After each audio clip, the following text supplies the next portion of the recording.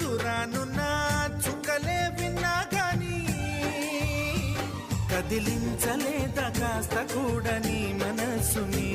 పరదాలు దాటి ఒక్కసారి పలకరించవేమి అందరినీ ఇలా వెంటపడి అడగాల సరదాగా నువ్వే ఎదురైతే సరిపోదా నిద్రపోతున్న రాత్రి నడిగా గుడికి చేరిన గువ్వల నడిగా